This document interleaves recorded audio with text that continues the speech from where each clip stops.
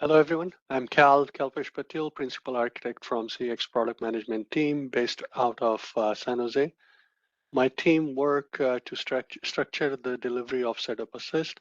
In this module, I'm going to go over the Setup Assist engagement process and challenges with takeaways from the real world migrations.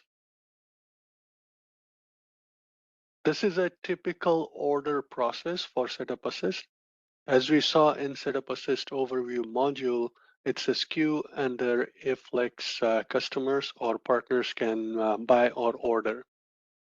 Webex Setup Assist SKU is for both DI and Webex calling. Overall, order to delivery is divided in three major categories: pre-sales, actual migration, and ongoing or day two support. The pre-sale solution positioning can be done by either Cisco account team, Cisco TSAs, or partner sales team. There is a Setup Assist partner help desk available to help the partner team if they have any questions about Setup Assist ordering. Once the order is placed, the delivery team gets notified and gets engaged with the partner to kick off and perform migration activities. After migration, we have limited post-migration support to the partner team and get customer acceptance and hand it off to their day two management teams. As mentioned in the Setup Assist overview module, the Setup Assist program is restricted for 12 months. That way we can get customer commitment to move quickly. Otherwise, in some cases, we have experienced customers can go really slow, about 50 to 100 users a week. If it's 500 users in total, then it's fine. But if it is 5,000, it can take a while. That's a perfect segue into this topic. When we talk to the customers, they ask how long would it take to migrate their users to the cloud? And here is our response based on our experience and no major dependencies. We have migrated about 10,000 users in 5 months from on-prem UCM to DI. And we are working on migrating 100,000 devices within a year for multiple customers. We're going to focus on the actual Setup Assist migration activity, challenges we ran into, and takeaways. This is after the CCW order is placed and migration team is heads down to migrate users and devices to the cloud. In roles and responsibility module earlier, we went over deployment phases.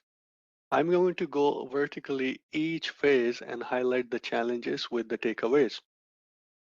In discovery and assessment, we perform the data gathering, assess the data, and provide the remediation summary.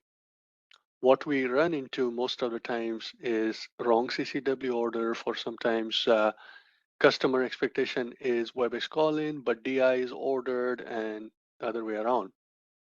In some cases, customers don't fully understand their responsibilities for network peering and CP integrations. So that causes delays to step back and figure it out. The peering, how peering is going to work, the peering options going to work for the customer, PSTN options. So sometimes customers haven't thought through hardware and software compatibilities.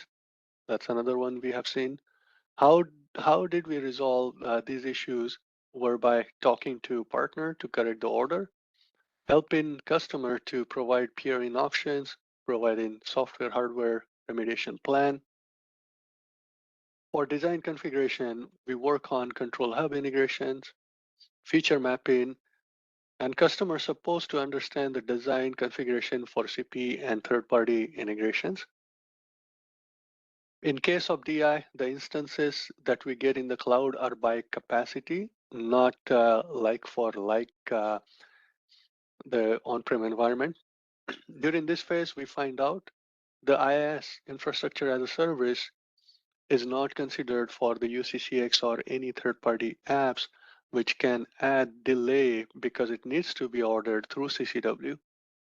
Local gateway for the Webex call-in PSTN integrations, and we need to consider the cluster consolidation to accommodate the DI capacity.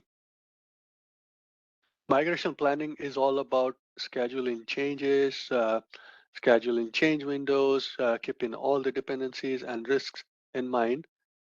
Number of users per window, it doesn't have to be too large or too small. Number of users in one go. It has to be appropriate that aligns with the customer business requirement. It can complicate if there is a porting involved. We need to make sure the migrations and porting plans are formed up early on and customer clearly understands their role in migration planning. Coming to implementation phase, we perform one-time core configuration related activities before you start migrating the users and devices. For Webex calling, we perform control hub setup with SSO LDAP. For DI, activate the instances, establish the network peering, and get the LDAP SSO third-party integrations working. You also need to get the DI apps configured with the core level dial plan configuration with the inner cluster routing. We often come across challenges with firewall ports not open, CP to the cloud side, and from cloud to the CP side, if any of those specific ports were need to be open. In some cases, we had to assist customer with the peering related configuration. Finally, in the migration phase where we import users' devices into DI or Webex calling as per the migration plan. In some cases, we experience porting delays. For those issues, we had to make sure we have the escalation process documented to avoid the delays. MPP phone conversion process is another one. It should be tested and documented early on with different phone models. Local breakout for PSTN gateways, in some cases, we had to help customer to configure them with DI or Webex calling. After users and devices migrations, customers did not provide us the acceptance. So during the program governance, we ensure that customer agrees to provide the acceptance timely manner. As you could see, there are several areas where this team, the partner team, can help us to accelerate the migrations. In our experience, where partners are engaged, involved with their expertise, those migrations were finished on time or even before in some cases. From number of challenges, we saw some of those can be resolved during pre-sales and some in post-sales, or some even during migrations where a partner was involved in the pre-sales. Pre-sales perspective, partners can help providing customer overview of setup assist, reiterating the roles and responsibilities, Cisco versus partner and customer, help position in right solution with the right CCW orders, identify third-party integrations, PSTN connectivity, PSTN options, and network peering options with the cloud calling migration solutions. Now coming to the post-sale, as you saw earlier, some of the engagements can get stuck if any of these critical path activities are not performed on time. Make sure uh, the partner team have clarifications on third-party integrations, gateway configuration, network peering setup, along with any licenses correction and adjustments need to be done working with the customer. Ensure there are no major dependencies to perform the migrations. There is a plan for contact center or any other third-party apps, physical placement, replacement, or migration or reconfiguration.